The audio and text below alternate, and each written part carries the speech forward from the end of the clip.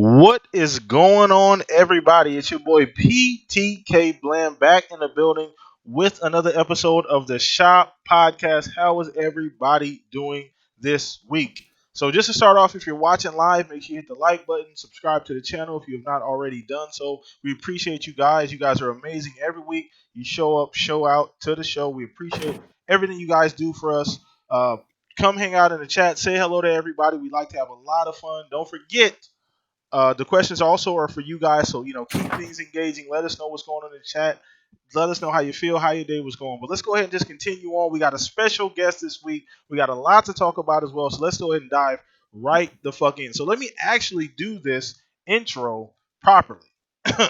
So hear ye. We have a Lord, another Lord in the realm today. Well, not out of the realm, into the Shop podcast today. So our special guest is iDizzy. iDizzy, let us know what's going on with you, how you doing, what's your position over at Lords of Gaming. If you guys don't know who he is, by the way, before he speaks, all his information below. Go follow him. Go follow the Lords. Shout out to Centurion. Shout out to Cog. I'm sorry. Shout out to Cog. Shout out to David as well. Everybody over there, Lords of Gaming, you guys are amazing.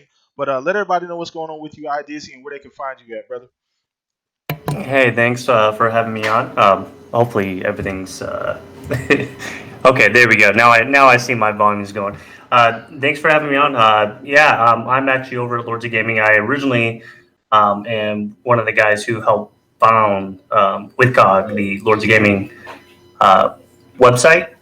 I for quite some time was doing EIC, and we recently promoted our boy Ancient Frost. He is now the EIC over there at Lords of Gaming. Big shout out to him. A lot of people don't know that behind the scenes over there at the website, there's a lot of people involved.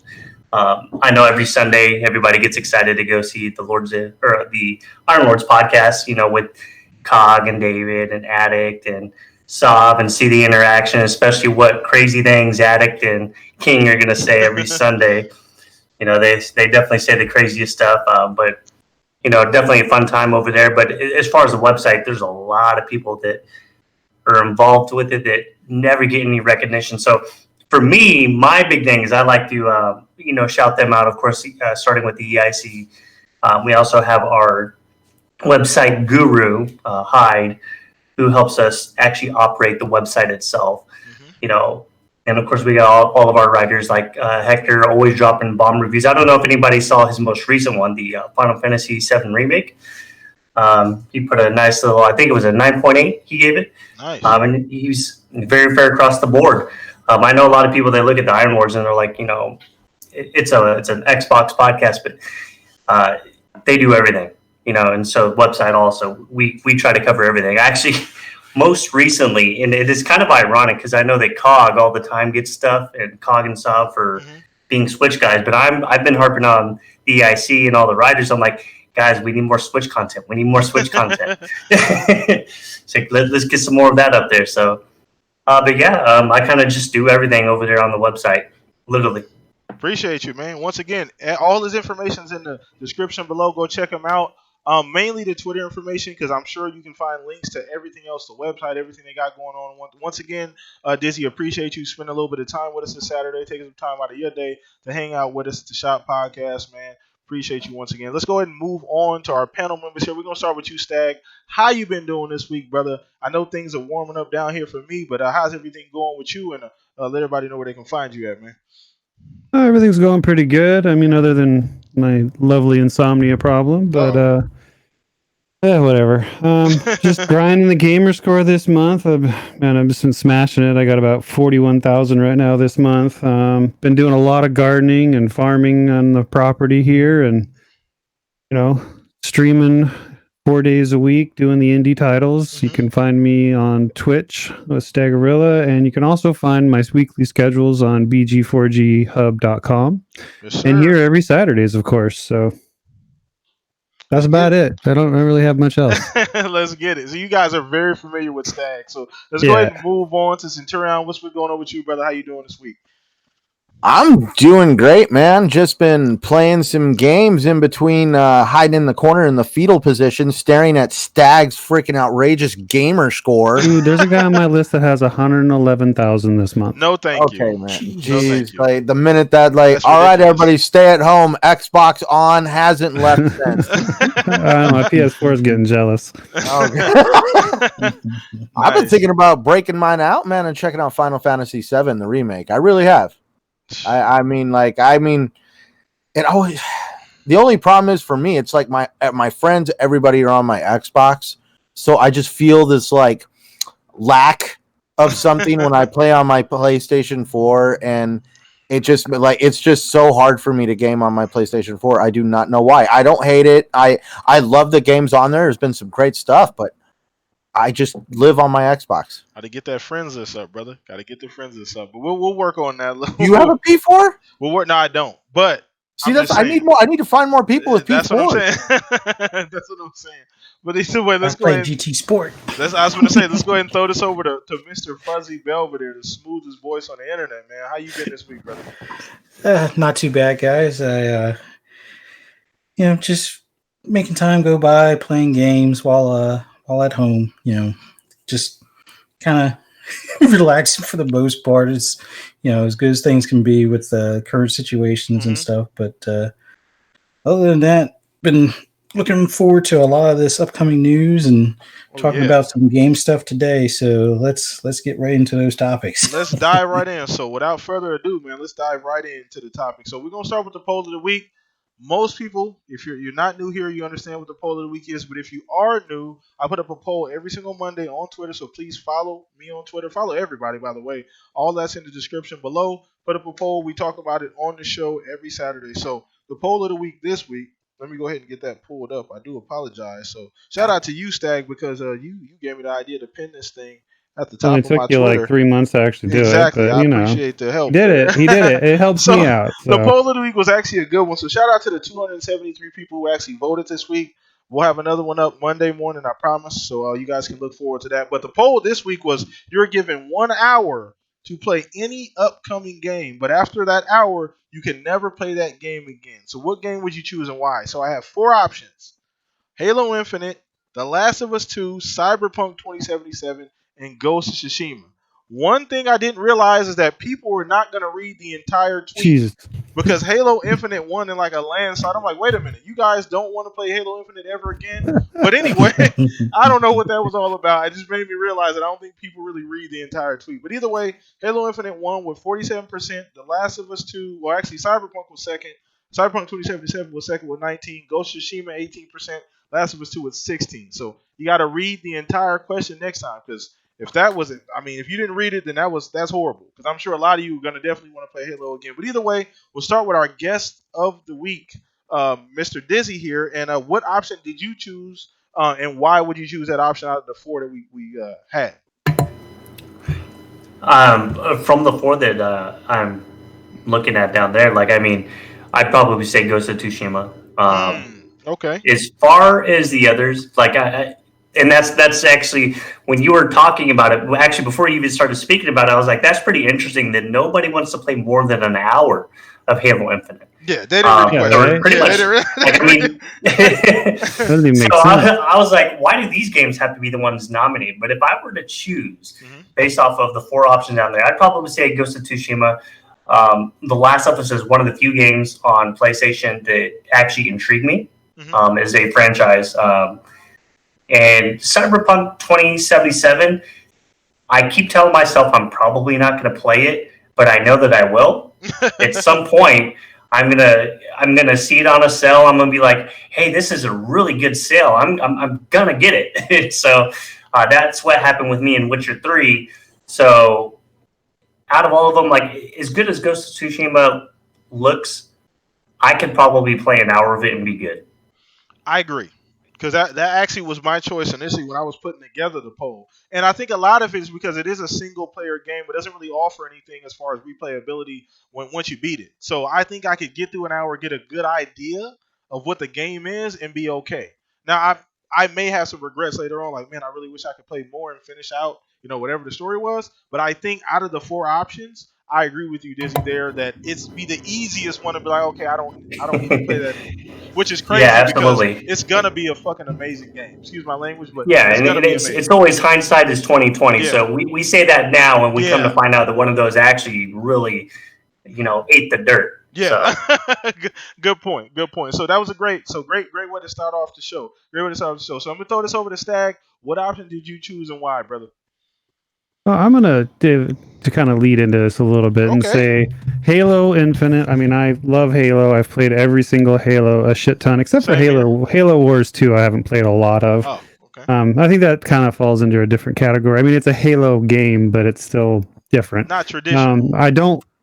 ODST is my least favorite Halo game, but Ghost of Tsushima I have pre-ordered because the collector's edition looks amazing, and I'm actually interested in that game. I don't know if I'm going to like all the stealth action stuff, but I do want to jump into it and see what it's like.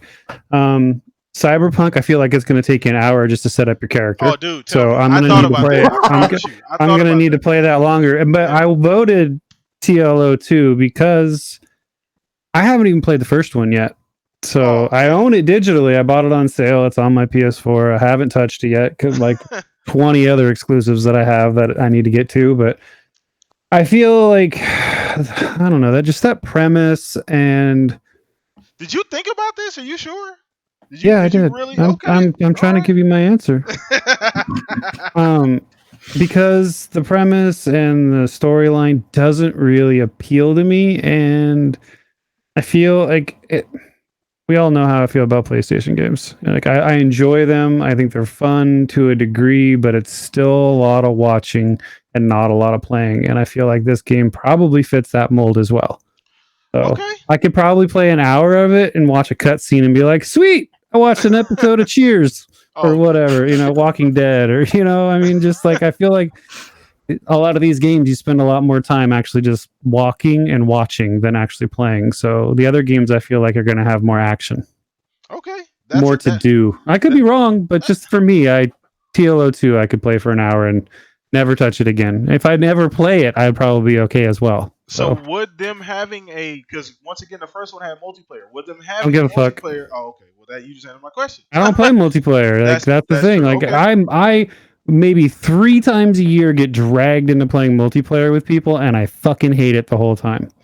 Like I like co-op. I do not like competitive multiplayer anymore. And when I was younger, I played a shit ton of Gears of War. I played a shit ton of Halo multiplayer. I played it almost exclusively for years, and I loved it. It doesn't appeal to me anymore. Got it. That's fair. Good fair point. Good breakdown, Stag. But I don't know. I mean, Last of Us 2, I think for me personally, Ghost of Tsushima, we don't even know when it's coming out. So. Well, that too, but we're hypothetically speaking here. I think Ghost of Tsushima, I'd be okay with like that hour, like just because I don't know. See, but I love that whole culture and that all that kind of stuff. That's so true. I mean, like I love like Asian cultures, Japanese traditional cultures, that kind of. I just love that stuff. Like it's a big part of like what I have tattooed on me, a lot of our artwork in our home. Like it's just, I enjoy that. I don't want to say mythology, but that history. Got it. Makes sense. Good choice. So let's go ahead and throw this over to you, Centurion. What option did you pick and why, brother? Well, for starters, I just want to fist bump Stagger and say I'm right there with you. I have owned The Last of Us 2 and have yet to play it. Hey, you have The Last of Us 2? You got it. I mean, The Last of Us. I have The Last of Us. He's got the one beta out there. I know, right? I got the one copy. Early dev kit. Yep. As a matter of fact, yes, I have a bedpan. I have a PS5 dev kit. It's what I'm using to heat the house. Nice. We're not doing that. We're not doing that. Too late. Oh my god. Anyway, all right, go ahead. So what did I pick out of the 4? Dude, what is with your polls? Dude, I have to when I open your polls, I have to stare at them for a second because you're just like, well, for starters, I would never take this deal. I would tell whatever carny that came up with me, you just have to pick one. I'll be like, yeah, I'm good. I'll just do whatever I got to do to play them all the way to the max. But I picked Ghost of Tsushima, Ghosts of Tsushima, or however you want to pronounce that. Everybody can pronounce that. I'm definitely intrigued by that game, but I really do think an hour could potentially be enough for me. Where the other ones, I am heavily invested in Halo. I've played all the games. I want to know the story, so I got to play Halo Infinite. Cyberpunk 2077. I couldn't think of anything funnier to say than it will probably take you about an hour just to make a character. Yeah. So somebody stole the thunder on that one. That was funny. I'm really good at stealing your thunder without even No, knowing what you're gonna say. I wasn't gonna say that. That was actually pure comic gold right there, dude. I was laughing. But Last of Us 2, I know I'm a sucker for the PlayStation formula that they have on a lot of their games. I know I'm gonna enjoy The Last of Us when I play it, and it's gonna make me want to know more when I play The Last of Us 2. So I had to pick Ghost of Tsushima because I like stealth games, but come on, there's times I'll ADD it, and it's like I just want to run through and rampage and just take everything out. And when you have certain stealth games that kind of hinder that, it doesn't work. Well, one thing about that game that's going to bug the hell out of me is no waypoints. So, yeah. Oh that yeah, could see be that could change your opinion a little bit. That could a little bit, but either way, I like that choice. Once again, Ghost of Tsushima, I feel like we're all kind of on the same page here, and a lot of it's really because we don't know a lot about any of these games outside of Cyberpunk. I think it's funny because Cyberpunk is a multi-plat out of the three, and we know more about that than the other three. So at this particular point, but I'm very, very interested to see you guys' choices. So let's go ahead and throw this over to you, Fuzz. What option did you pick and why, brother? The Last of Us 2, and What? yeah, I'm pulling out the fraud card again because I didn't play the first one. Hey, do you want a pair of it was one of those things bushes where you could watch the cutscenes on YouTube like it's a movie, and in fact they were going to have an HBO series or something like that. Yeah, they got a TV where it is going to be a movie. Yep. I could probably play an hour and then be fine with not playing it again because somebody's going to put the cutscenes together as a movie, and I'd be good. I'm really looking forward to Ghost of Tsushima. I'm really looking forward to Cyberpunk. I would say in order, Cyberpunk I'm most excited for, Ghost of Tsushima second, kind of like with Stag. I like feudal Japan. I like that whole, I guess, part of history, and I would really like to see like maybe a Rise Son of Rome, but in like either Mongolia or something along those lines. But that's nor here nor there. But as far as Halo Infinite, I want to play that more continuously than I would The Last of Us 2. And the only reason why The Last of Us 2 is kind of at the bottom of the list is, like I said, cutscenes in series as a YouTube video is a movie, and I can watch that and get the gist of the game. That's a fair point. It's a fair point. To be 100% truthful, I've always said Last of Us will make a better movie and or TV show than a video game. Now, the video game was amazing, so they got a very high bar, but I think based on the characters, based on the emotion that people feel when they play the game, I think it would be a fantastic TV show. So I'm really excited for the TV show as well. So we'll see what happens with that. But it was a great warm-up topic. Once again, everybody, I do this poll every single Monday on Twitter. Follow me there. That way you guys can take part in the poll. We'll talk about it every Saturday here on the Shop Podcast. So that was a great warm-up. So let's go ahead and move on to the next topic. Appreciate you guys watching live as well. So let's go ahead and talk about something a little bit different. Now, this is something that we've been talking about probably this entire generation, but more recently, I feel like it started to gain a little bit more traction. So we're talking a little bit about Fable. Now, we've seen a lot of the rumors, obviously, throughout the years, but I think right now, at this particular point, there's more credibility now. Obviously, I don't have any quotes or anything to go off of, but just the momentum that Xbox have, as well as based on Playground, what's been going on, with the momentum that they have and the type of games they're trying to make, and job listings, all these different types of things we've seen.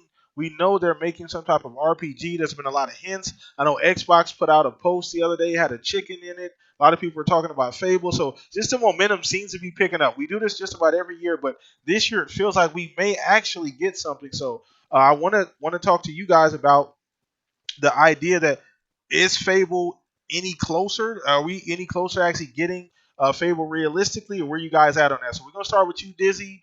Just get your genuine opinion on Fable. Is it a thing? Is it not a thing? Where are you at on that? I do think it's a thing. As we got 1, 2, and 3, and no, I'm just kidding. Yeah, I do think it is a thing, and I'm actually very against the grain on what a lot of people believe. I know that the big rumor is that it is being developed by Playground Games. Mm-hmm. We've seen the assets of something that Playground has been working with, whether they are inspiration or actual assets. I still believe that's a new IP. I don't think that's Fable. I've said for quite some time that I honestly, cold-hearted believe that Fable is going to be developed by Compulsion Games. And a lot of people are like, no, that doesn't make sense. But, I mean, let's look at what Fable is and also look at what Compulsion Game has developed before. They started, I think that their first big one was Contrast. It was kind of like an indie game back on the 360. Had a very Noir. cartoony, but yeah, it's a noir kind of thing. Very cartoony in a sense. And then we also have We Happy Few. Now, take that how you will with We Happy Few. I feel that their style of development actually fits the mold for Fable a lot better than what Playground Games does. We do know, if anybody listened to the ILP that actually had the one gal from Compulsion Games, she talked about that it is a third-person game that they are developing. She didn't go further than that. I honestly believe that Playground Games is developing something completely new. Now, at the same time, I can't say that it's that far in development as far as what we believe, because the rumors with Playground started so much further back than when they actually brought on Compulsion Games. So I think we'll find out. We'll get something probably this summer, whether it be a trailer or whether it be a card, because those aren't, a lot of people, they don't realize that a trailer is really easy to do without actually having game assets. Or just like something to kind of like throw up there as like a card for people to see. So, but I think that this summer, I think that they know that they have to show something because of how much pressure is on from the fan base. If we don't see anything this summer, it might be the biggest myth. That's where I would leave that at. Okay. That's an interesting take. I don't think any of us, we've talked about Fable, and I don't know if you've been watching the show, but you can go back and check the archives, Dizzy. We've been talking about Fable for years now on the Shop podcast, and none of us have ever brought up Compulsion Games and the idea that they could potentially be doing it. Now, a lot of these studios we do know are working on multiple games at one time, and these studios have grown a lot over time since they've been officially purchased by Microsoft, by Xbox. They've grown quite a bit. We've seen the job listings. I mean, these studios are getting large. So, and obviously there are some studios working on multiple games, but that is extremely interesting. I've never heard anybody have that particular take. So we'll see where this goes. And I do agree with you that I think if we don't see Fable, we're probably never going to see Fable. It's a very unpopular opinion. Yeah. Anytime I start talking about it, they're like, "No, it's Playground Games," and it pretty much shuts it out. I'm like, "Okay, I'll just shut up now. I'll keep it to myself." We love it. We love it here, man. We definitely want to get your opinion on that. So let's go ahead and go over to you, Stag. I know something we've been talking about multiple times, but we've never heard that take about Compulsion. So I don't know if that changes your overall view of Fable and if it's going to happen or not. I know how you feel about old games and remaking them and doing new things with them, but just want to get your genuine opinion on if that's changed for you or not. I mean, I don't mind new iterations of a series. Yeah, I just don't like remakes and remasters. I mean, I do and I don't. I just don't like the trend. So what do you think about the Compulsion thing though as well? Contrast was cool. I haven't gotten into We Happy Few too much. I do own it, but like it was so glitchy when it first launched, I just got upset with it and stopped playing. I mean, like, that could be cool. I don't know. Like, I'm not really a Fable guy. I never have been. I've tried multiple times to get into it. I'm just like, ugh. Maybe my gaming style has changed in the last few years, so maybe I would like it. But I don't know. Somebody's probably working on it, and I think honestly, I don't know who. I like Dizzy's conjecture for sure, but I think we're going to hear about it in June. Like, I honestly feel like it was going to be something that was talked about at E3 that's not happening. So I think they were going to show a trailer or maybe even some gameplay. Who knows? But but now we've got the whole May weirdness kind of come in. So who knows? I mean, but I still think we're going to get something. The fan base is either going to get something, is probably going to get something May or June, and if not, then they're just going to keep clamoring, you know. And Yeah. but So I mean, that's the thing with Xbox right now is they've got so much content and developers and companies working on stuff that they haven't even told us about yet. It's amazing. I mean, they've from AAA games, AA, and some Game Pass fodder. You know, there's so much they can just dribble out until the console release. And shit, they still haven't even given us a hard release date or a price, too. So, I mean, I don't see Fable being a launch title, but I could see it being next. It's definitely going to be next gen. That's kind of. I feel. How do you pass up one of your staples? You know, So- like you don't not do a Halo. You know, you don't not do another Gears at some point. You definitely do a Fable. So, quick question to piggyback off of that, and then we'll move on to Centurion and Fuzz. Do you think there's enough energy behind the want for Fable at this point? Do you think that Xbox has heard? Do you feel like they've had enough of they've seen enough people that want it to feel them compelled to say, okay, we need to make this game? Do you feel like there's been enough of that this generation? Because a lot of times we say that, but it's in a vacuum because we're all on Twitter, and it feels like everybody wants it. When that's not actuality. But do you feel like for Fable that may be different? I'd be curious to see. Didn't they make them backwards compatible? I think they did, didn't they? I'm not 100% sure. They might have. I'll look that up. Yeah. But I mean, I'm looking it up right now. But They are. yeah, that's what I thought. So, and I would be curious to see how well, because I know that Xbox has stats on this shit and data, but like how well it was received playing it on the new systems backwards compatible. You know what I mean? That they get so much metrics just from how we play and what we play about what they want to make. Not only do they get stuff from Twitter and Reddit or other message boards, but the amount of data they get off of our activity on Xbox tells them what to make us. And I mean, I think there's enough for it. I think it's a big enough series. It's been a profitable series for them, and it has a very, very, very strong loyal fan base. And I think that type of game is needed for the variety and portfolio as well. Yeah, exactly. They need a strong RPG. Yeah. So I mean, maybe do they make, since with next gen, it's going to be the graphics are going to be totally like better. Great verbiage there, but like they can take that game to the next level, because you know how in Fable, like, you could be good or bad and it changed your appearance and stuff like that. Like, just imagine how like the direction that could go with even more insanely good graphics, Yeah. Like, if it was on PlayStation, like, I mean, because how like really good, like, The Last of Us looks, God of War looks, those realistic, like, we're gonna get that. Maybe next gen Fable is a more realistic looking game. Yeah. So maybe I would have to say, like, kind of like answering on that question as well. As far as like the popularity, pardon me. I would care to bet that Fable would sell better than a Perfect Dark. I know that there's a lot of hype behind a Perfect Dark, but I think that people they're so starved for something like a Siphon Filter or Splinter Cell. Yeah, that they think that they want something like a Perfect Dark. I'll be honest, I have not met as many people who were excited about Perfect Dark until the last couple of months, when all of a sudden they're like, oh no, they're going to be working on Perfect Dark now. Alan Wake.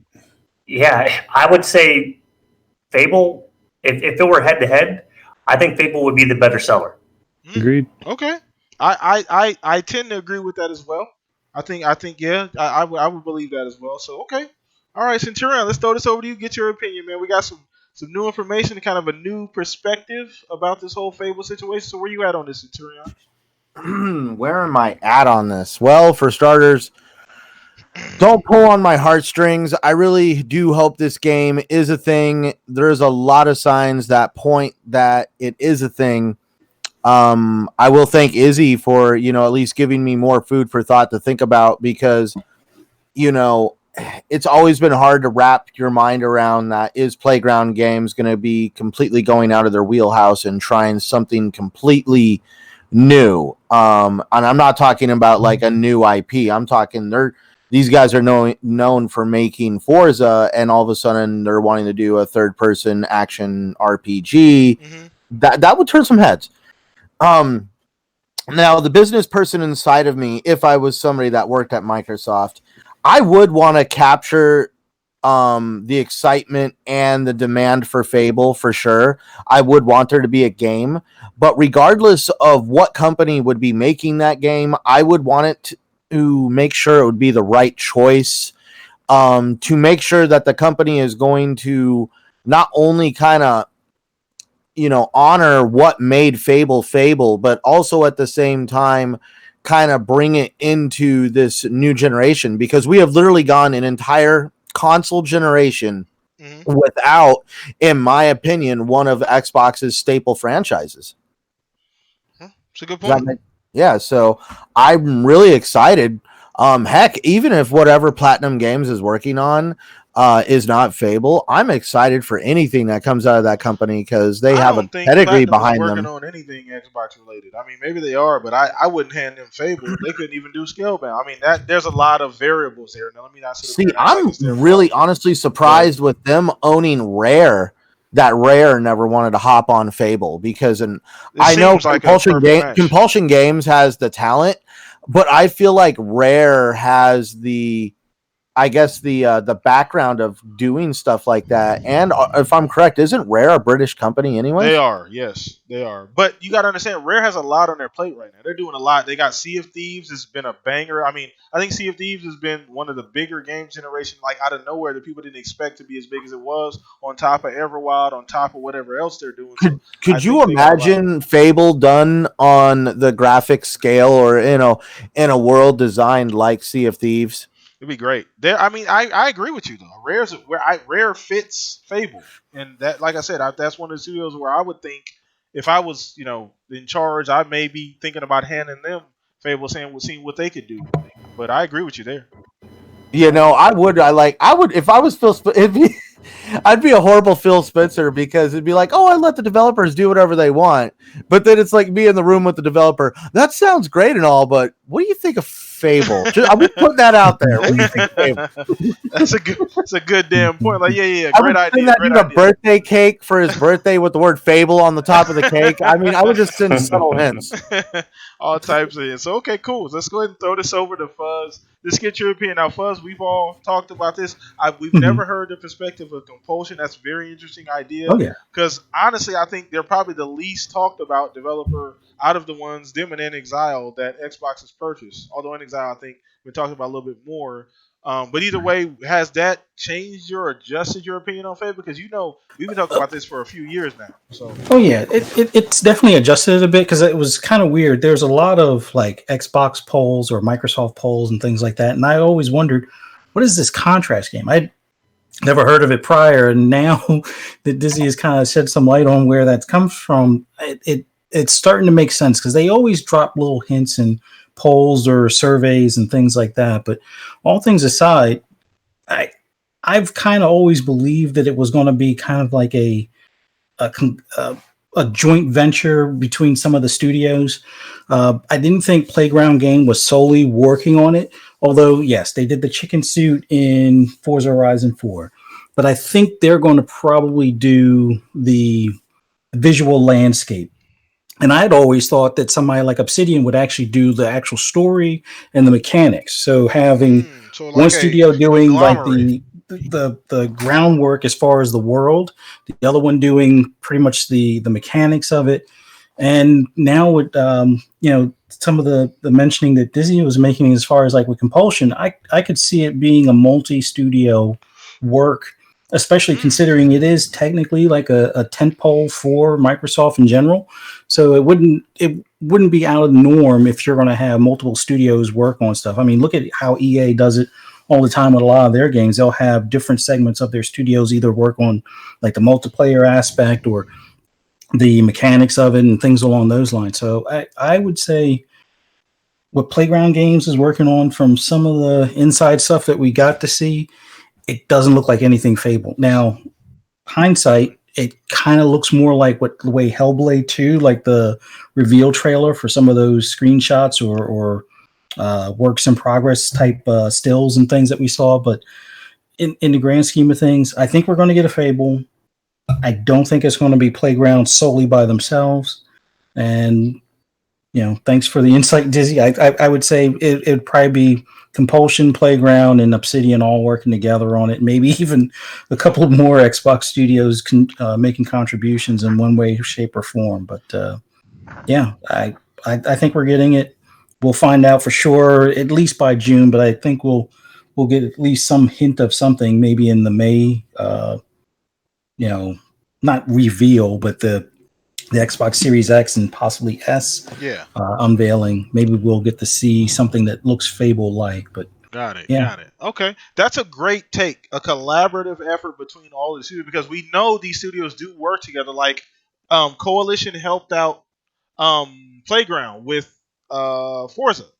And it's into certain capacity. Rare has helped out a couple other games to a certain capacity, so it's not out of the realm for these companies to say, "Hey, we're gonna outsource this to multiple different people and have people make different parts of the game." I think that actually would be a great idea. But Compulsion is a very, very interesting take, and I'm definitely gonna sleep on that, Dizzy, for sure, because I've never heard that opinion. But I do appreciate you providing that information too, because I didn't even think about Compulsion at all. And you're right, their stylistically, they do fit Fable, because Fable is not really like, people look at Fable like it's some serious game. Fable is like it's a funny, like really, really light game. It's not this heavy, obviously, outside of having to make the choices between good and bad. It's a very funny, whimsical game. So that's why I always thought. And I think that a lot of people, they lose sight of that. I know that I've gotten into it with Lord Attic. He's very adamant about it being like a more mature, realistic style game. I'm like, but that's just a new IP. That's not what Fable was. And it kind of like actually going back to the whole Rare suggestion. This is the reason why Rare won't be the ones that will do it or won't put their hands on it. I mean, if you look at Rare themselves, they like creating new stuff. True. And I know that they got a lot of flack, and there was a lot of stuff being said that, oh, well, Microsoft has them working on Connect games and everything. That was what Rare wanted to do. That actually was not something that Microsoft told them, hey, you need to make Connect games. They're one of the few companies that we have a game that is nothing but a bunch of old Rare games. Not a lot of developers can say that, hey, we have a library enough that we can put out like a greatest hits album. So they like creating new stuff. I think that they would be opposed to taking on an IP that has already been developed and people already know about. Even if they put their spin on it, it's not something that they created. So that's why I don't know if Rare themselves would actually be involved with creating or developing it. It's like them. So I was just saying it was more of a perfect fit, more like a dream scenario. I don't want people to think I'm like over here with a tinfoil hat on. And you're 100% correct. And I agree with you with that. And that's why I think that the whole Compulsion thing is the thing that I kind of lean towards. And then after we had their developer on with us, I believe that she's their community manager. She kind of, when she said third person over the shoulder kind of view. I mean, we look at Fable, third person over the shoulder kind of view. And I was like, I feel like that I got more heat here. So it's a definitely a very interesting subject. Looking at the because I haven't really played We Happy Few. It's in my backlog for sure, but it's definitely something that appealed to me. But I could see what you mean by, because it definitely had like that early, because it was like set in like, what was it, like early 1960s Britain? Like the actual game itself. I'm not 100% sure. So like I could definitely see the flair and like kind of just like, I guess the caricature and all that other stuff of like how you could actually design a game.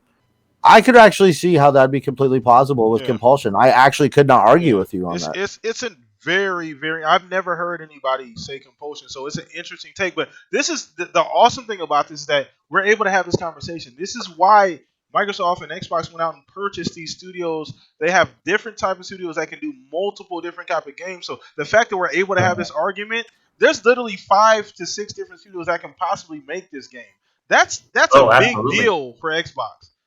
That they can hand off this game to 5 or 6 different studios and say, "Here, you guys can take it. We know it's going to be great." So ultimately, to kind of put a bow tie on all of this, it's going to be interesting to see. Hopefully, we all get some type of information on Fable. We see one because I'm there for it. I'm 100% there for it. So let's go ahead and move on to the next topic. So we're going to be talking some Game Pass, and this may rub some people the wrong way. Sorry in the comment section. I apologize ahead of time. Sorry if you listen to later on. I apologize ahead of time. But we're talking about Game Pass impact. And I've actually had some conversation with some people this week about Game Pass. And I've been seeing some things about, obviously, Red Dead Redemption 2 has come to Game Pass. And I do want to talk to you guys about the overall impact of Game Pass and from when we first got the announcement initially to where it is now. So we're going to start with you, Dizzy, and just kind of speak to Game Pass overall impact and kind of how it's changed the industry, because I think some people are a little, I don't say misinformed, but because they don't have the data, they think that, okay, this is just something, it's not as impactful as it really is. So just kind of give your opinion on where you think Game Pass is at, where it's going. Well, I mean, this is King David's favorite subject. Anytime something Shout out about to Game David, Pass comes man. up, definitely shout out to King David. Um, as far as Game Pass, as a consumer, I don't see how you cannot see this as being extremely friendly, especially this day and age when games are just coming out left and right. There's so many games to play. We all are. I think that the majority of the gamers these days are complaining about their backlog. And that's because so much stuff is coming out, and that puts so much on your wallet as it is. I think that the nice thing for Game Pass is, it kind of lightens that load as things go in there. Maybe something that you didn't actually buy that you wanted to pick up, finds itself into Game Pass. I find it is an interesting subject itself, just because there's so many people that are very anti Game Pass or just anti these subscription services. They're not even realizing that these developers are getting paid, a lot. Just imagine the amount of money that they actually have to take to Rockstar or to pay in general, just to say, hey, let's put this on here as a subscription service. This is going to do this for your online service you have that's in here, to try to bolster some numbers, get that up and running. Just the amount of money for something like Rockstar, for something like Grand Theft Auto 5, which was both in PS Now and Game Pass, they get paid for it. So it's not like that, even though that there's people that are playing it that technically haven't purchased it, it's building on that community. They're still getting the money, and you see a lot of stuff from a lot of the smaller developers, and they talk about how this allows them to be more creative, because when you're an indie dev, you don't know how well your game is going to be received. You don't have the resources to do the marketing for this and that and the third that all these other big publishers can do for the developers that they have under their umbrellas. So something like Game Pass, something like PS Now, the humble bundles, the anything that's kind of like that, as far as like a subscription model, it helps them get recognition. It helps them find their player base, people who will eventually become fans of their work, so that maybe on the next game, maybe they don't have to be reliant on a Game Pass, even though that they're probably going to say like, hey, come drop the bag again because we got another one, So I just find it really weird. And when you look at the community, especially you look at the Twitter community, it becomes one of those things that where you see people who are so against it. It's like if you played the game but you didn't purchase it, you didn't really play the game. But if you played the game and it was but if you played the game and you purchased it, they're like, oh yeah, go you. It's like, at the end of the day, the developer got their money. They got that, and so this is the thing, and I want to piggy. Great analysis, Dizzy. Perfect. I don't even know if any of us need to even follow it. We could probably move on to the next topic at this point, to be honest with you. But perfect analysis, because the thing that people don't understand is that Game Pass offers so many different options, and we're not even talking about from consumer. That goes without saying the value. You see there's nothing like Game Pass. No other company is offering anything substantial like Game Pass. On top of the fact that we've had developers, publishers from indie games, from the smallest little corner of the garage indies, all the way up to Red Dead Redemption 2, a highly sought after AAA, talk about how Game Pass has benefited their games.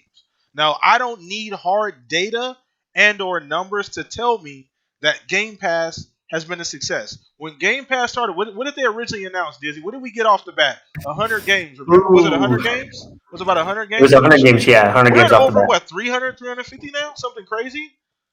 Something like that? At least Mhm. You can 300. download and play, not stream and play. Exactly. On top of the fact that these companies aren't going to put their video games in a service that they do not believe in. That's They're bad not going to business. lose money. Yeah. Exactly. I mean, A company like Rockstar, they're not going to put the biggest game, they're not going to put their game in a service that they do not believe in. The fact that Game Pass has grown exponentially over the last few years, and we've seen developers come out and talk about, hey, my little game that I made in the garage has 5 times the engagement and was purchased 5 times as much as I initially thought because of Game Pass. It's like free advertising. You get a front page spread, you get all the backing that Xbox is able to offer. Like Dizzy was saying, like a lot of these people, a lot of these developers don't have the finances to do that. It works for everybody. So I completely agree with you, Dizzy. So let's go ahead and throw this over to Stag. Just your general opinion. I know we've been talking about this back and forth for the last few years, but where you're at on Game Pass and its future, Stag. man, I was a day one adopter for Game Pass. As soon as they announced it, I was all in. I think it's a great value. Even when it first launched, I thought it was a great value. I akin it to. I have a problem with all these anti-digital, so anti-subscription based gamers. Not so much the anti-digital thing, because I think they're just fooling themselves. But these anti-subscription based people, like, all right, well, get rid of your Netflix, get rid of your Amazon Prime, get rid of your Spotify, whatever else you might have. Not doing that. But let's also go back 20 years in history. Maybe not even that far, but you had a Blockbuster membership. You had a Hollywood Video membership. And what did you do? You went and rented games. And I hear a lot of people nowadays talk about Game Pass. Well, I don't like renting my games. Well, motherfucker, you used to. You had no problem. Here's the thing. You had no problem going to a video store and not knowing if the game you wanted was going to be in stock that week. You might have to wait 5 days just to have a hold on it. And you might not even be the person that's next on the list. Right? I remember getting damaged games that wouldn't work. Exactly. Like, so here's that bugs the hell out of me. Like, I like to own my games. Well, look, and that's another thing. Like, I like to own my games so I can keep going back and playing. I'm like, there is a very small minority of people that replay games over and over again. And yes, I know people do it, but it's not like the mass majority of people are replaying games.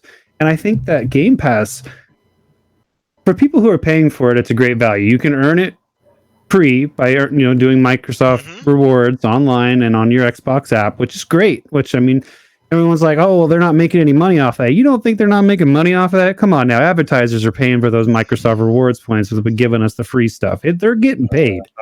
And developers are getting... Huh? But Stag, the reason why we rented back in the day is because we didn't have jobs. Now we have jobs, so we can pay.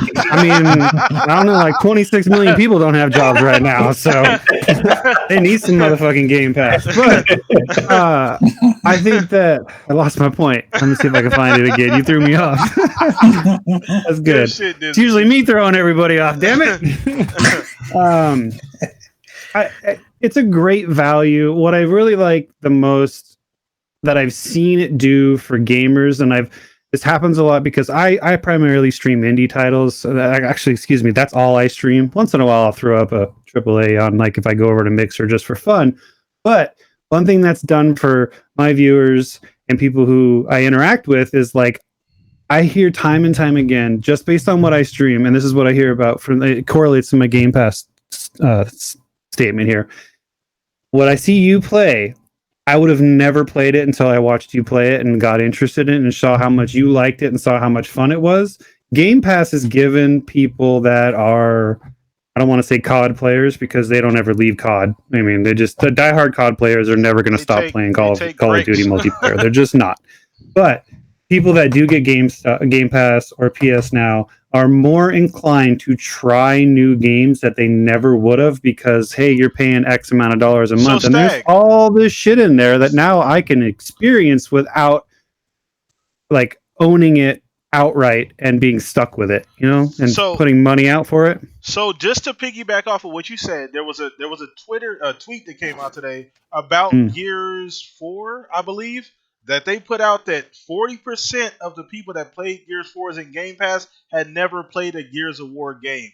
That's the power of Game Pass. See, it's even getting people to play AAA titles that they wouldn't have played before. Yep, and they put out that statement today. Yeah, it opens the door for more eyes on a developer's product, in my opinion. Yep.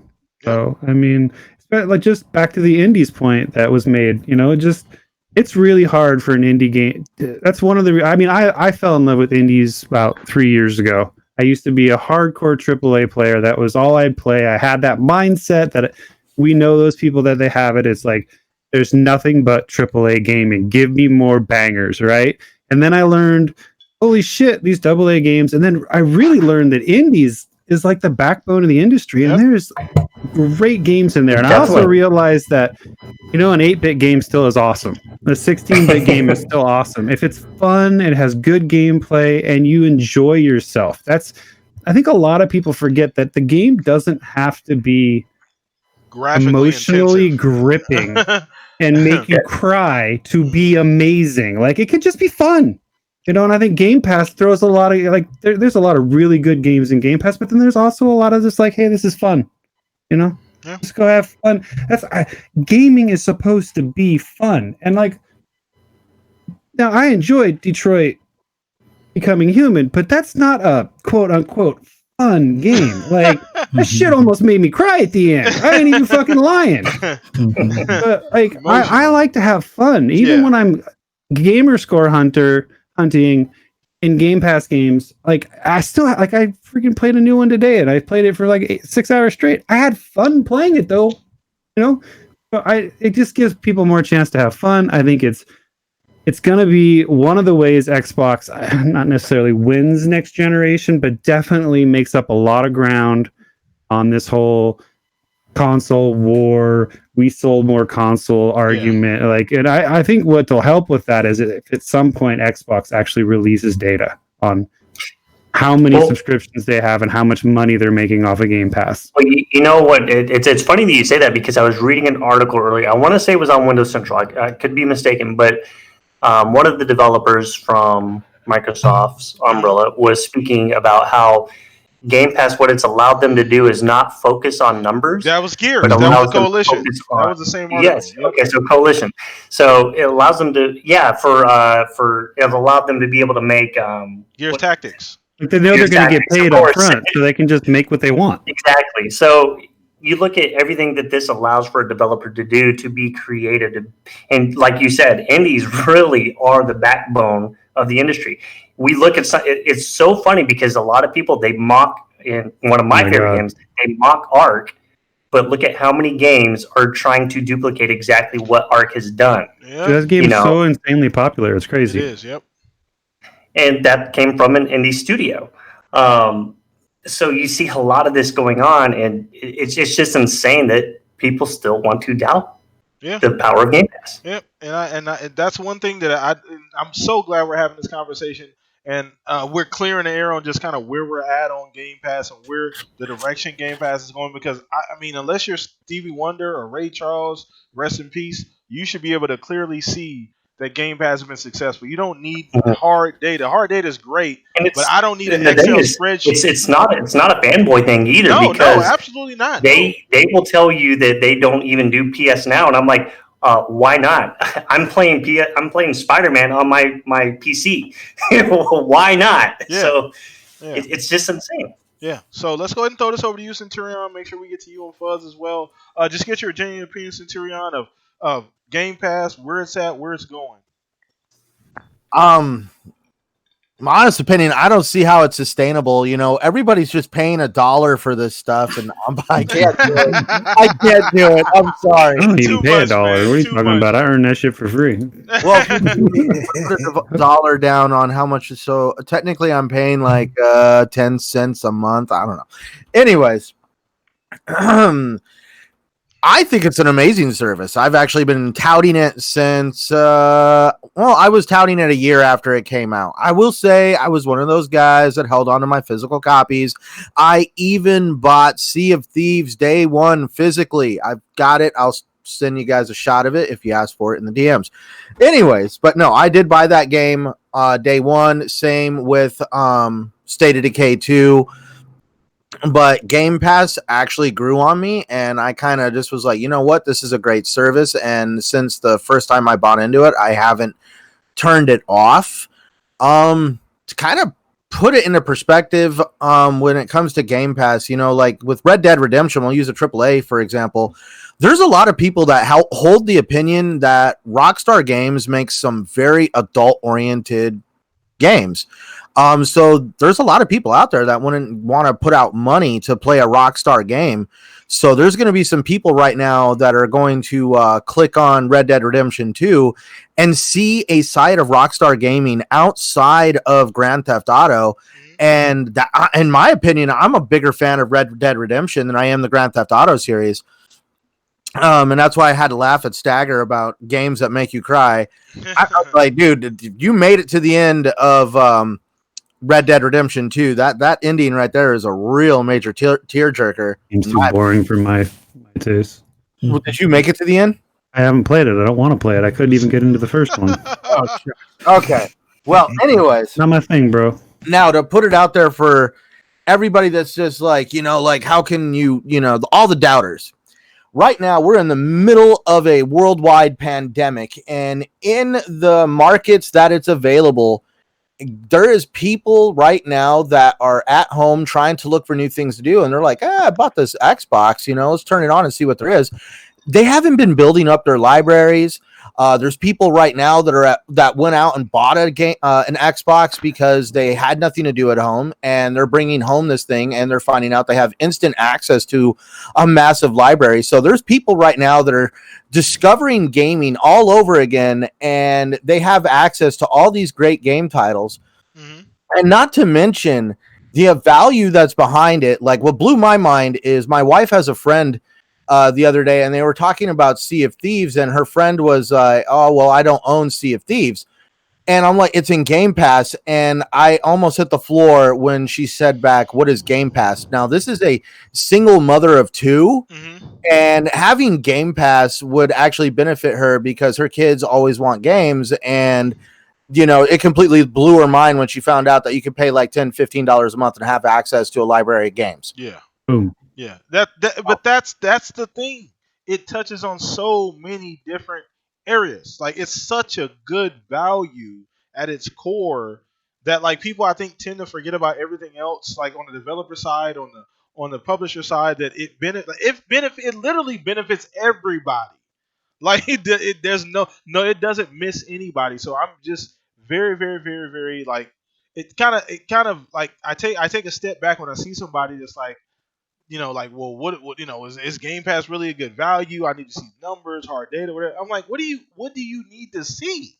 Like, just look at the articles. Like, Google the articles of how it's benefited publishers, developers, you know, indie developers, large and small, you know, consumers, just at the value alone, you know, like you were just talking about. So to me, it just goes without saying that Game Pass is here to stay. It's going to be Microsoft literally hangs their hat on Game Pass, you know, essentially being a big thing, and it's going to continue to grow as long as they continue to invest in it. So let's get your opinion, Fuzz, on what do you think about Game Pass going forward, brother? What do you think about where it's at now, the growth of Game Pass, where it's going to be at in the future? Oh, I'm very happy where it's at right now. Being a parent of two teenage boys that, you know, are into gaming as well, it's a heck of a value. I mean, yes, a good bit of the games that are in there we already owned, but there are a good bit of ones that we didn't buy, not because we couldn't. It was just a matter of, okay, I'd rather spend money on this game and the DLC, and then maybe this one will wind up in Game Pass And sure enough, it winds up being the case. And it allows you to, change or try different things that you wouldn't have normally tried. So it's definitely a eye opener as far as variety. As far as the future, I'm looking forward to when they, I guess, either integrate or how they work it with xCloud, and when that is released to the public, that will be, I guess, the next iteration or the next big phase change. But the things that they keep on adding, not just the games themselves, but now they have it with like Game Pass Ultimate. You get like special rewards where you'll get either certain DLC or special skins or special points and things like that to upgrade your characters and such. So I like the direction it's heading, and the fact that this is going to carry over into next generation is going to make it that much more enjoyable. So I'm pretty happy right now. I do want to ask you one more thing about Game Pass. So what would you say to somebody who's like, hey, I need to see the data. I need to see the numbers as well as the future. Like, essentially, how can Game Pass evolve to get even better? So I want to throw you that question as well for us. Well, those asking for numbers and how it benefits the devs and things like that, I always wonder, do they ask the same thing when they listen to Pandora or Spotify or Netflix and whatnot? No, they don't. Every time a song is played, they get pennies on the dollar type of thing. So if millions of people are playing that song at a certain time, the artist still gets rewards. The studio still gets the rewards from it. So guarantee you, devs are making more money than those musicians are off their fucking product. They're getting played in those services. I would definitely believe that be the case. I would just say overall, the best thing to do is look at a game when it goes into Game Pass, and then look at your friends list. If a good bit of your friends have Game Pass, you'll see, oh, they must have just dropped this in there. Let me check it out. And then you wind up getting hooked on that game as well. And then it becomes a decision. Well, do you continue to play it and then put it away once they remove it? Or is it one of those things, when they remove it, do you just want to go ahead and buy it at this discounted price? Which, that's the great thing about it. The DLC is discounted.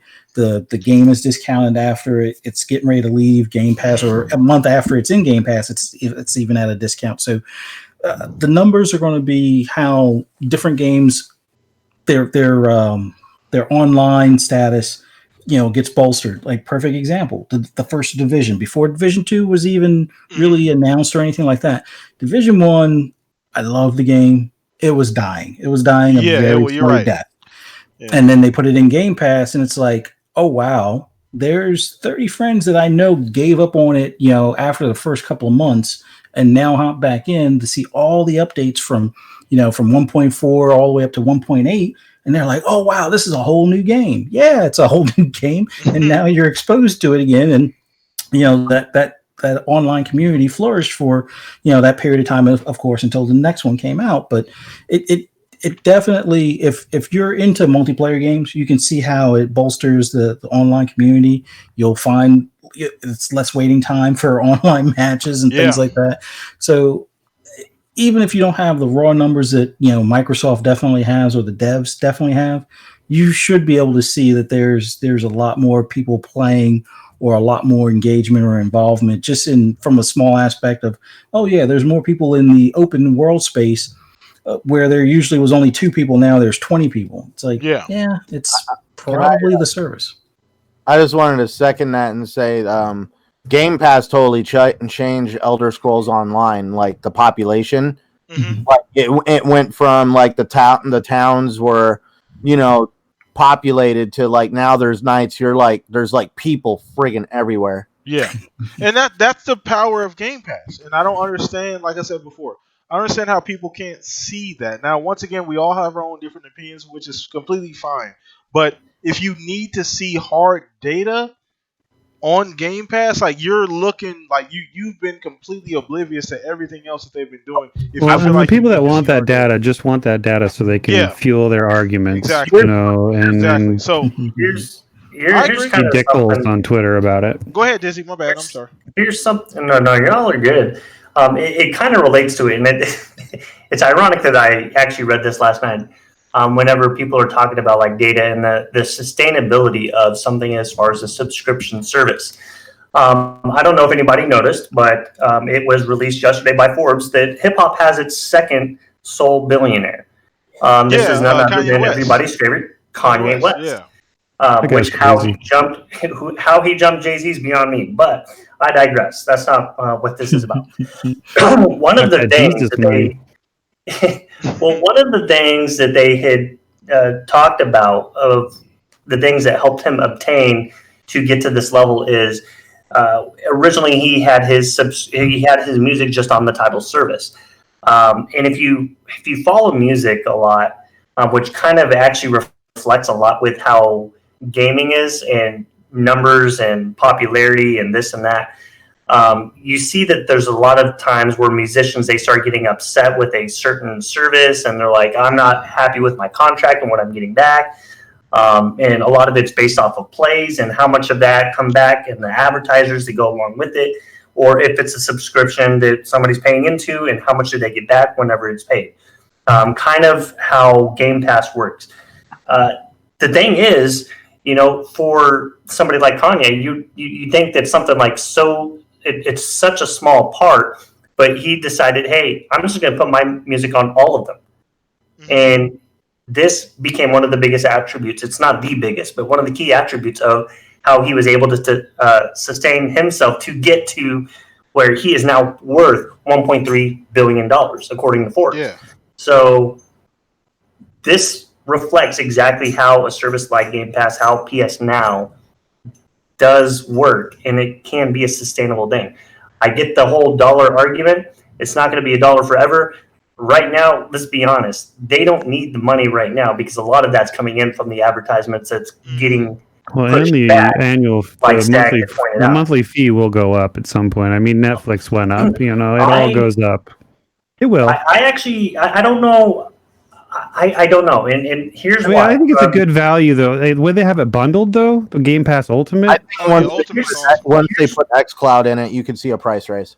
Well, here's what I think is actually going to happen, and it kind of like it's after I was listening to Xbox 2 with Jez and Rand. Shout out to them, and they were kind of discussing the subscription model, and they were also talking about how a developer. Somebody was speaking with Rand and asked Rand, well, what do you think that it would be better for somebody who buys the game to be that they would be the ones that get to play the online for free rather than the free games being the ones that get to play online for free, like it is on PlayStation, right? Mm-hmm. My thinking is I think that they want to get out of the multiplayer being behind the paywall, and what they want to do is actually shift over Game Pass and the xCloud as a bundle.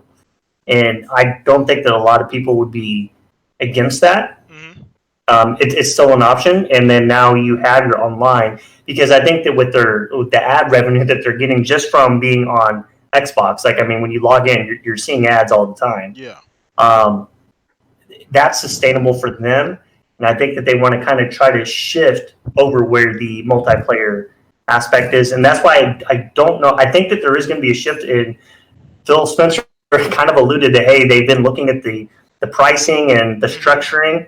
And when they said the structuring of it and they said games down at the bottom, I was like, I think that that's the route that they want to go. They want to get away from multiplayer being what's behind the paywall and then just use the Game Pass subscription. Got it. And I agree with that too, because some people have asked for that for a long time. Some people have had questions about why are certain games still behind essentially a paywall, even though if you own an Xbox, we're used to having to pay for having access to these different games, to these different services. So it's not a burden for Xbox gamers. But to other people on the outside, it's like, well, why do I need to play Fortnite? Why do I need to pay, however X amount of dollars I need to pay a month or a year, whatever the case may be, to play Fortnite or whatever the case may be. So I do agree with you that there's going to be a change as far as the pricing. They have so many awesome services. They're going to figure out a way to bundle that in and make one, service that's going to work for everybody. They're already kind of doing it with Game Pass Ultimate,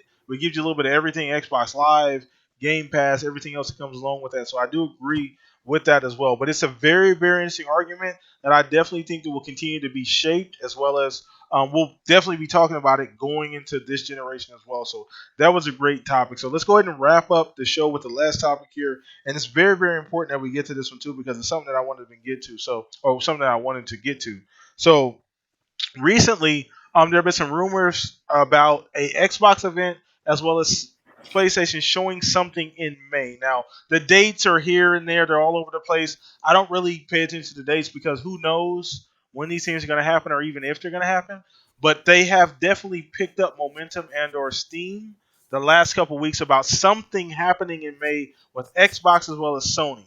So I do want to see where you're at on that, Dizzy. If you got any information that you can provide to us, as well as just in general where you're at on May being the time we see game announcements from Xbox, maybe a console reveal from Sony, or whatever else to be able to show. So where you at on that and going forward? I think that we're going to see something in May from both of them. What it's going to be, I that much I don't know. Well, so this is the thing. Before you go further, why May? Because before the world was turned upside down with this COVID-19, June, we never expected anything in May. May was like, okay, we're going to get information. It's not going to be anything big, but we're going to get some info. June was always the, hey. Well, I have to say au contraire there. Okay. As of, I think I was looking on Facebook yesterday, I think it was, and I remember seeing something from one of my posts where the announcement for the Xbox One actually took place in May. It was May 24th, if I'm not mistaken. You sure? Yeah, okay. It was in May. The original announcement was actually in May. Was that a reveal? Because the reveal was sooner. That was like February or January. The reveal was No. This was in May. Okay. Now they went more in depth over it in June with E3. Yeah. But May seems to be May and April-ish, and I think that with everything 22nd. going on, May 22nd. Okay, yeah. So I'm just looking it up. Sorry. So with everything going on with the virus and everything, and just everything is out of order. If they're going to get anything off in 2020, they have to do something. And what really kind of like boggles everything down is because they don't have the platform of E3, and now they're not going to have, Gamescom or any of these other events that typically take place, QuakeCon, things like that. They kind of like have to scramble, and I think that what will happen is we're going to get little rollouts of things here and there through the summer. Okay. I would imagine maybe 3 things now. What is in each of them could be up for anything. I think that what they'll do is they'll do one for games. They're going to do one more about the consoles and showing some of the games, and then they're going to do another one with other games, kind of thing. And I think that it's going to kind of go in that order. Is this Xbox and PlayStation? I think for both of them. Okay. Yes. Okay. Now I think that PlayStation might do less, and I'll be honest with everybody. I hope to God for both of them that they do it more like a Nintendo Direct. I prefer that model. It's so short, concise, to the point. And I'll be honest, I think that the last Inside Xbox, the thing that I did like about it is it was so compact and to the point about everything that they were talking about, whether you liked the stuff or you didn't like the stuff, that I thought that the flow of it was better than most of their Inside Xboxes. I know it's an unpopular opinion. I think a lot of that gets skewed because people are like, I didn't care about what they were talking about. It's like, yeah, but they delivered the news. You knew what they were talking about, and they went from there to the next thing, and they were done with it. And I think they need to all kind of like move to that. I think Nintendo's perfected it. I really hope to God that that's what happens. Well, so you got to think, the thing about it though, Dizzy, is that it's not a necessity at this point. You don't really have an option but to do that type of event. You can't get people together and congregate in a building and have a big, like they normally would do with E3. So it's not a necessity at this particular point that everybody's going to be able to do. I mean, we all assume everybody's doing some type of direct-like event because that's the only way. Well, if you followed what they were doing with what was that event that got canceled? The Game Developer Conference, GDC, and through the game developer conference, I know that Xbox Stack was doing their stuff and they were streaming it to Mixer. Mm-hmm. And if you read the chat, pretty much the entire time, nobody was paying attention to what was being said, but they were saying like, they were talking about like, why are you guys so far apart? Are you guys going to hug after this? Or, you know, and so the focus wasn't even on what they were talking about. Yeah. And then we go over to Sony's thing about like, you know, with Mark Cerny, and he's talking in front of, you know, a fake audience with one person who's moving in there, who's obviously the real person, and everything else is fake. Yeah. To me, I think that made it cringe in those kind of aspects, and that's why more to the Nintendo model. We don't need to see your face, talk over it, get it done, over with, on to the next thing.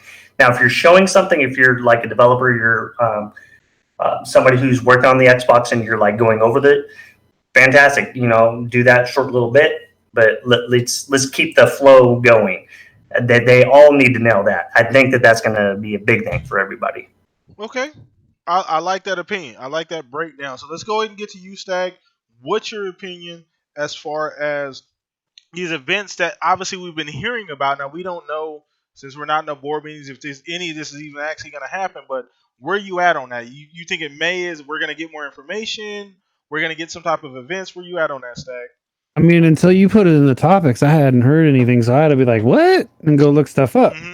Because I mean, I don't know. I keep my ear to the ground. Would May make sense though, Stag? Just in that particular perspective, would May make sense? So I mean, I was too busy researching shit while Dizzy was talking, so I might cover some stuff that he already said. But I think with Xbox revealing when they did, it's put some, maybe, you know, granted, PS doesn't need to feel like they have to do anything, but I feel like Xbox has kind of taken them aback a little bit, and so that they do need to do something, and they feel like, holy shit, we're not prepared. And so maybe, I mean, they weren't initially, you know, and then maybe they're playing a little bit of catch up. Just granted, we know they're going to sell. Yeah, we are. That's a given. Yeah, that's not the argument I'm trying to have. Yeah, but I am trying to have the argument of maybe they came in a little bit unprepared this time and sat on their laurels a little bit, and then but can they? Xbox can absorb it. Sony can't absorb. I mean, they're just the reason they can absorb it to a degree is because people are just going to buy it because they expect, and their historic games of what we were talking about in chat of their high fidelity story driven games. You're gonna get that from Sony. You know you're going to. But as I've said many a times, the king doesn't always stay king. You know, like Nintendo was king for how long? You know, like years. You know, and like fucking Pizza Hut's been king, Domino's has been king. Like, I mean, like we can go across multiple markets of things, and you know, granted, Amazon's probably not going to get knocked off the kingdom out of the mountain, but I just really feel like Sony got taken off guard a little bit. Like they didn't. I've read and heard things like they didn't believe that. I don't know if this is true, but they didn't believe Xbox was going to be able to hit the numbers that they ended up hitting with the new console. So wait, I what do feel you mean the Series X? I mean, obviously it's not out, but you mean they didn't think they were actually going to be able to obtain it. That's what I've read, and I've heard some of those. They did say. Now I don't know if this is an official Sony tweet, but I saw on Twitter weeks ago. Well, I probably went last week or two, that they did come out and say, well, we've been talking about this too. We talked about it last week, that Sony's been extremely reactionary to what Xbox has been doing, which is very odd because Sony's usually the lead. They generally, when they do react to Xbox, it's usually kind of a counter to whatever Xbox has done. Now, they're waiting. People get complacent. Companies get complacent. They get used to just making the money and feeding you things that you're going to buy. You know, and I feel like to a degree, Sony's been doing that for a while. Like, look, I mean, a lot of the features you get on the PlayStation, you know, Xbox has done it. I mean, the biggest gripe I hear from gamers about Xbox is it doesn't have those ultra realistic story driven games. That is the biggest gripe I hear. That's the only real gripe that I hear. You know, so that makes me believe that if Xbox had a couple of those, now I personally don't feel they need them. Yeah. That Sony might be a little less relevant because, I mean, to be frank, I've always heard and felt that multiplayer is better on Xbox. communities are better. You know, I mean, just based. I mean, granted, they both have their toxicity, and we know that. And I'm kind of like wholly getting off the rails here, but I feel like that Sony's in a position right now that, you know, they had already you know, they've pulled out of E3 the last couple of years. They've already started doing their own thing, and with everybody at home clamoring for information, why not May for either company? You know, Yeah. but I mean, why wait till June if you can give us a little bit? If you can trickle stuff out over time. Like, just give each company can give us stuff every month until, you know, they're ready to just give me the fucking pre-order date. That's all I want right now. Like, take my money. I'm ready for that. Like, I would love to just be like, boom, you know, I'm ready. And that's one of the interesting aspects of what you're talking about, because the calendar has literally been thrown out the window. So the way we traditionally see, there's no days and weeks anymore. It's just sleeps and fridge trips right now. Exactly. It's I wake up and I go to sleep. So we're all living in a kind of the same time frame. So, but I do agree with your point that I think, and Sony even came out and said it to a point to where they're, well, I don't know if this was an official Sony tweet, that they're essentially waiting on Xbox to figure out what they're going to do before they decide what we're going to do. And I mean, I don't know what I'm talking about. Obviously, I'm just conjecturing. Yeah. So, I mean, I would love to see as much information as often as they want to give it. That's the kind of fan I am of gaming. I want to know stuff, and I want to know when it's coming. And you give it to me, that's great. It doesn't matter to me who's doing more, who's doing less. I mean, it does irritate me a little bit that we don't know a whole lot about PlayStation 5. I mean, we've seen the controller, which we talked about last week, and you know, but we don't know what the console looks like. We've been told some specs and stuff, but I mean, other than more than likely TLO2, we don't know what games are coming. I mean, there's speculation of Half-Life, excuse me, HZD2, and you know, there's probably going to be Spider-Man 2 and stuff like that, and we don't know anything. Yeah, you know. Yep. You can other than fanboys are going to buy it. Good point. Yeah, I mean, we'll see what happens, man. May sounds great because, I mean, they had that super boring GDC conference with Cerny. How did I get the name wrong? Probably. It was a deep dive. Let's get the boring fucking hold your breath and die conference. But I think they do need to generate a little excitement. I mean, I feel like Xbox is so confident and got the momentum right now with that aspect, like that Sony needs to do more than showing a logo on a controller to capture some of that back. Okay, so let's go ahead and throw this over to Centurion, man. Let's get your opinion, you and Fuzz, before we wrap up the show. There is one question that I want to get to, so shout out to I can't remember who left a comment, but we're gonna get to your question before we wrap up the show. But anyway, let's get to Centurion. Get your opinion on where we're at, events in May. Where you at with that? Do you think it's gonna happen? Is it necessary that both show things in May, or where you at with that, Centurion? Well, for starters, I will at least go into at least some of the rumors and conjecture that I've been hearing. I'm okay. So for starters, we were supposed to get an event at the beginning of April. I actually Sony feel that event or an Xbox event. We were supposed to get an Xbox event at the beginning of April. I actually have the flyer still downloaded to my phone when I got it on Twitter. Somebody gave it to me to show me that the event was real. I mean, it was legit. It looked very, very legit. There was fine print to the flyer and everything. It was supposed to be some kind of what they were calling a media press event, and I guess it was supposed to be the reveal of the supposed Lockhart. And because they were wanting to make all of E3 to be game oriented. And so now the rumors that I'm hearing now, at least, I'll keep in mind these are rumors. Take it with a grain of salt. I'm not going to lose sleep if it's true or not. You know. You hear me?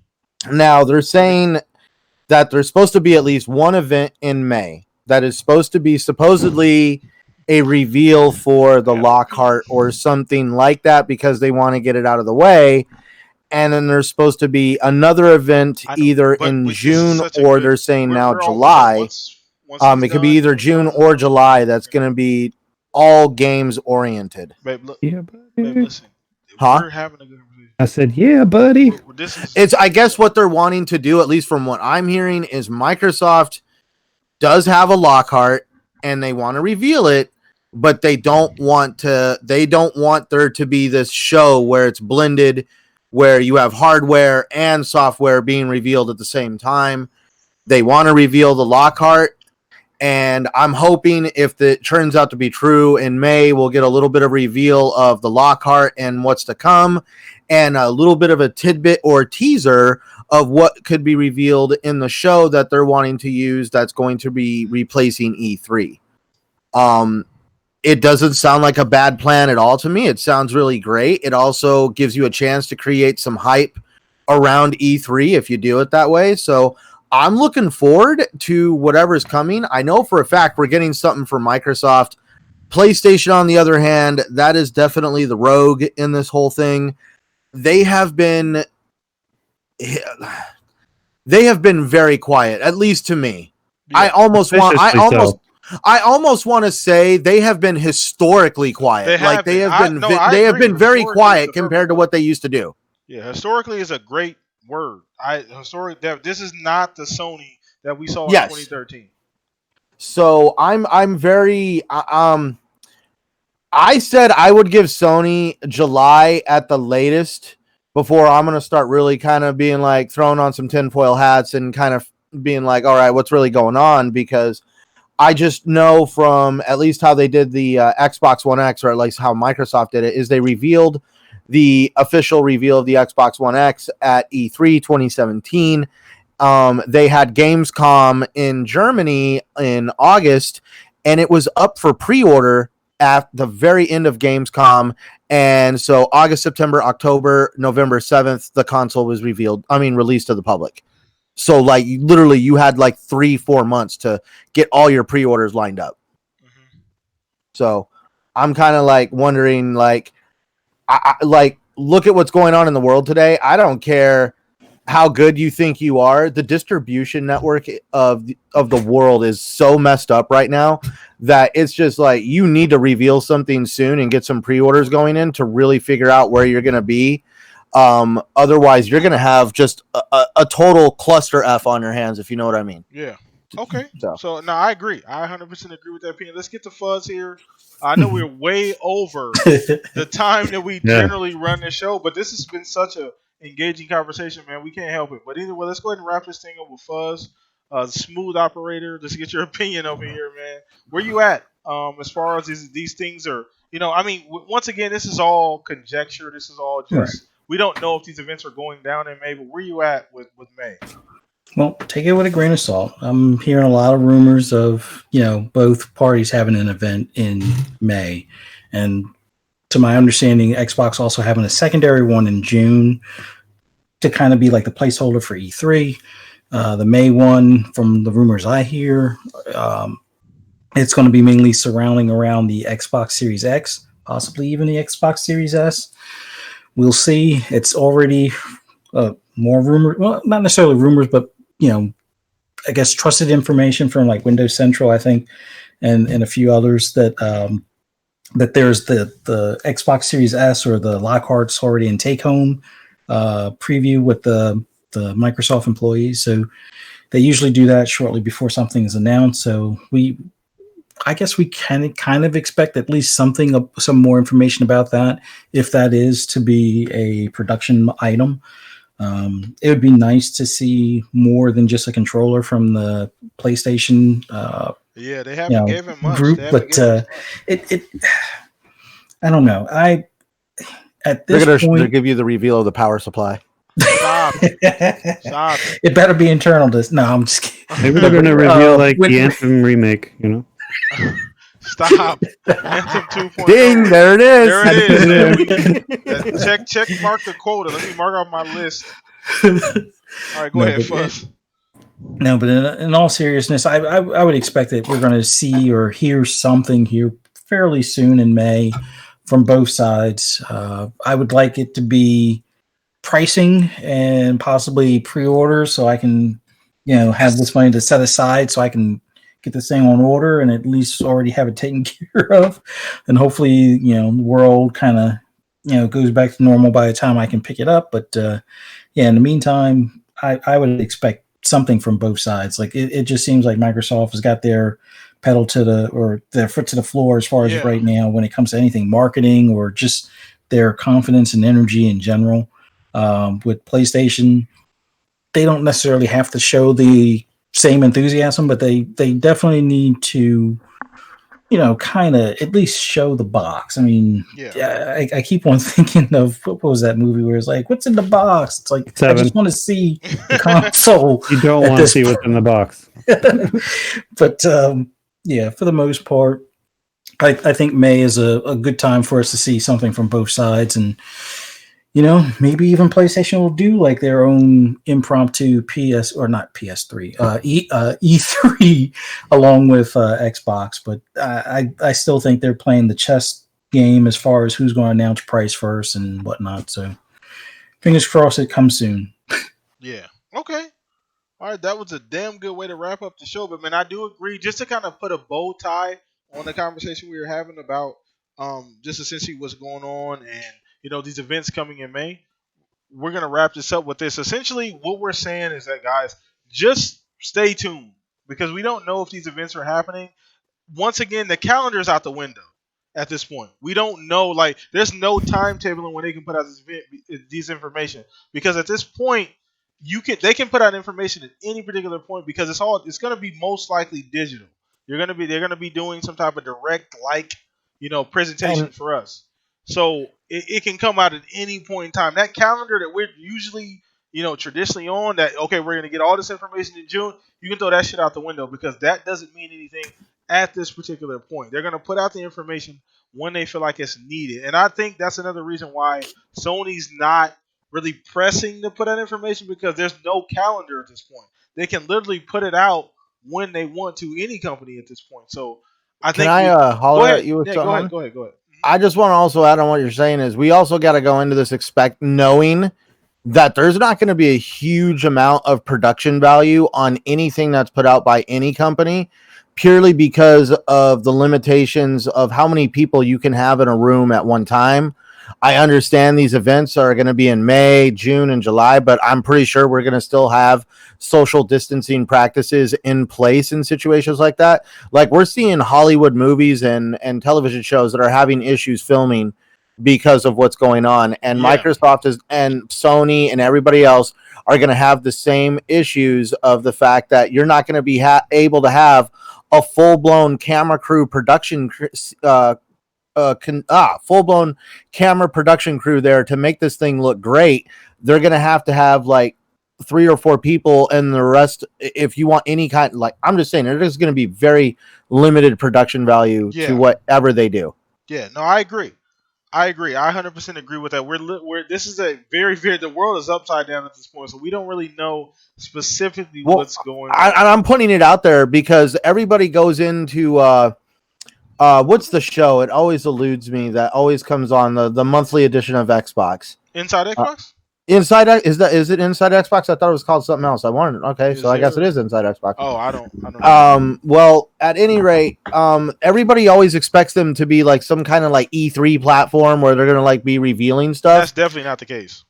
And that's also the other thing. Like people can't go into watching these events expecting these events to be like mind-blowing and jaw-dropping when it comes to production value of the event. I'm going to say it's going to be a lot of trailers and in my opinion probably very little camera time purely because like look at we're getting images out of Phil Spencer's home right now. We're seeing everybody in their houses. Yeah. They got nice houses. I know they do. That's true. That's a good point. I actually like looking at Phil Spencer's desk. You're like, man, there has been a lot of ideas probably drawn up on that desk.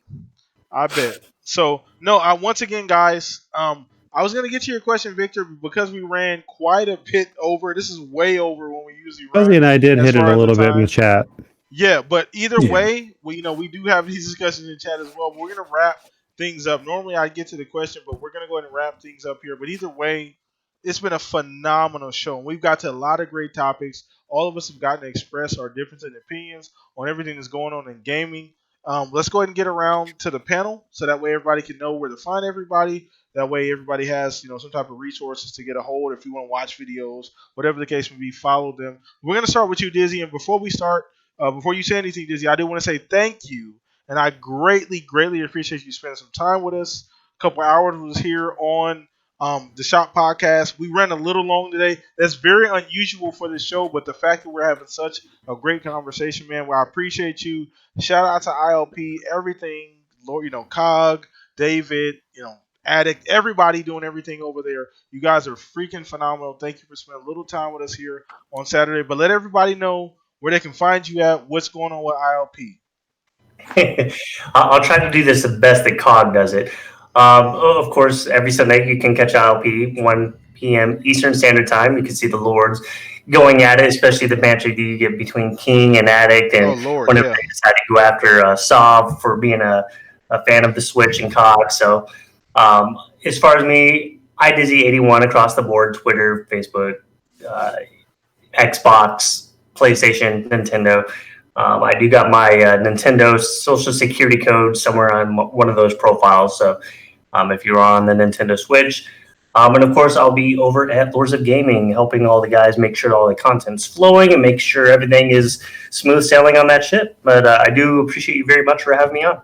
It was a lot of fun. Not a problem. I appreciate you. And once again, I tell everybody that's a guest on the show, you got a free reign at this point. Like when you come on the Shop Podcast, you may get a random tweet from me, and a random DM message from me saying, "Hey, you open, you available." So you're like family at this point, Dizzy. So appreciate you once again taking some time out. Make sure you tell everybody over there at the Realm.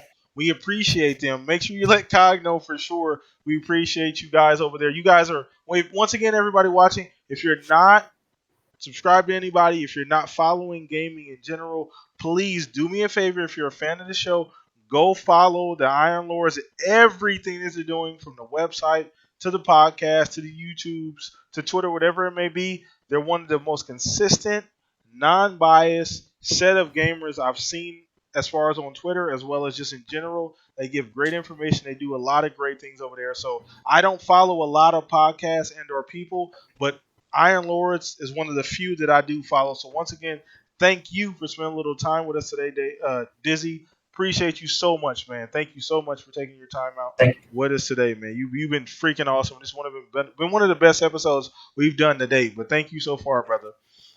Let's go ahead and move on to my compatriots here. We're gonna start with you, Stag. Let everybody know what's going on with you, where they can find you. You got anything new cooking up as far as the streams, things like that? You can find me in my garden. No, potatoes.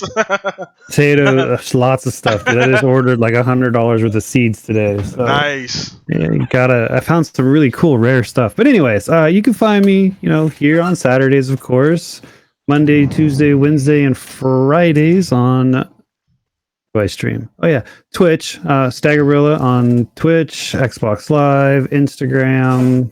I think I'm Stagger on Mixer, but that's a rare thing. Twitter, I'm also Staggerilla. I'm not giving out my Facebook. Sorry, that's my personal shit. Yeah. So people I actually know in real life, kind of thing. But just next week I'm going to be streaming Deliver Us the Moon and this new game. Both came out on Friday. Deliver Us to the Moon, Us the Moon, and Quest Hunter. They both just released Friday, so it's a funny story. I ended up getting Quest Hunter from the dev when I streamed Friday. I was streaming, can't remember the name of the game, but I tagged the wrong dev in my tweet, and they came on like, "Hey, that's nice. Sounds like a great game, but it's not us." And I was like, "Oh shit!" And I went on their profile and I noticed they made an Xbox game, and I DM'd them like, "Hey, I'm sorry, but I noticed you have a game out. Can I get a code?" Yeah. Nice. And they said, "Yeah." So yeah. Nice. Awesome. Yeah, that's about it. I'll stop rambling. No, you're good. Once again, guys, all that information is linked below in the description. Please go follow Stag, Mixer, Twitch. He streams all the time. Phenomenal guy. Interacts with the stream as well as plays a video game. We appreciate you, Stag, being super consistent every single week. You add so much to the show. I got to make sure I show my appreciation to you guys on there and off air as well because you guys are fucking awesome. You guys make me really look good, to be honest with you. So I do greatly appreciate you guys every single week. So let's go ahead and throw this over to you, Centurion. Let everybody know what's going on with you. Can we get some more videos, man? What's going on? What's cooking up over there? Okay, yes, you are going to get more videos. I keep trying. I know, dude. I wish I could. Like, dude, like I said, I survived layoffs. The world did not get the memo. My job has exploded. We have had like little to no time, and then when I come home, oh my god, dude. Like, come on, I weld for a living, just to put it out there. I weld and do crazy stuff. So by the time you come home, sometimes you literally feel like you have had the crap kicked out of you. And you just want to lay there.